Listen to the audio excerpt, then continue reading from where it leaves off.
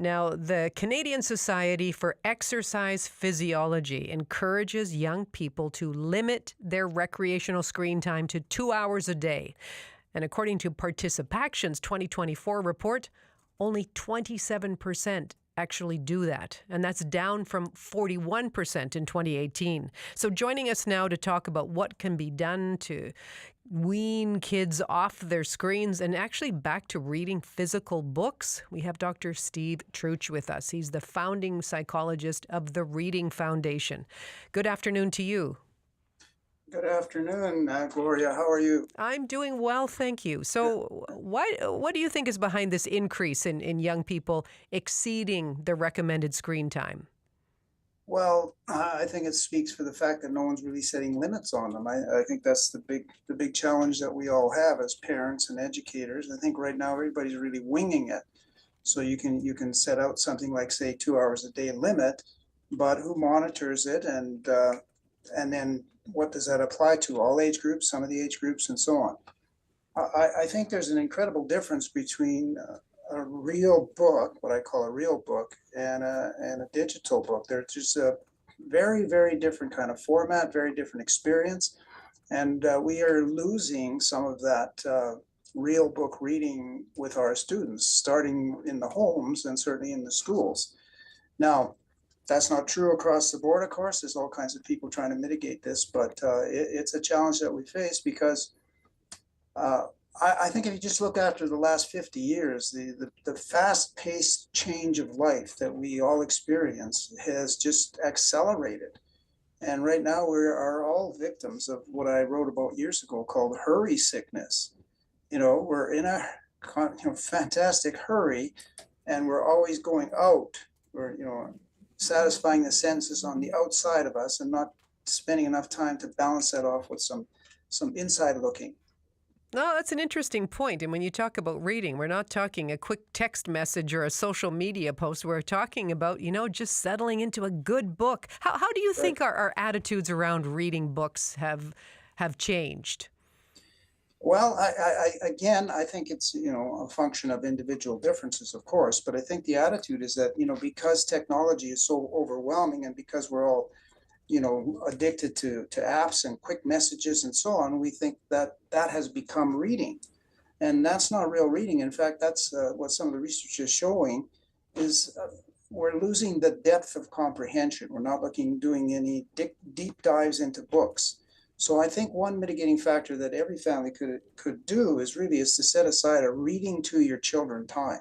And not just for young children. I know parents who read to their teenagers, and they'll grab a good book, and then that gives you the opportunity to sit down and talk to them, and to discuss your values, discuss what values the author is putting forth, have some debates, and go on that way. And the kids love that. And in schools where the schools have made no choice, they just said you can't read text, you can't read digital books in this classroom. You have to read real books. The kids love that. They appreciate that because the burden is taken off of them. So I think we need to sort of, as best we can, move away from the digital world. But please don't get me wrong, we have to balance it. There's no question that there's a place for it. A lot of the reading apps, for example, are pretty powerful. They're pretty good at teaching kids some of the basic foundation skills that they need for reading, but that's not enough. And I think one important thing to consider for everybody is that encouraging children to read real books in particular depends on them being able to read those books in the first place. And a lot of children struggle with reading, and so they avoid it.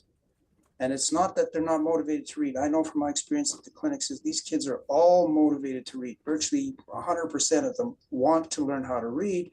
If no one has taught them in the period of time before they reach us, then the challenge is to teach them how to read. And our experience is once that happens, guess what? The motivation to read becomes far more real for them.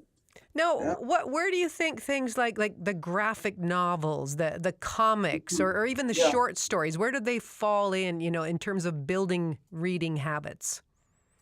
Well, again, some students, especially teens, like the graphic novels, and again, there's a place for them.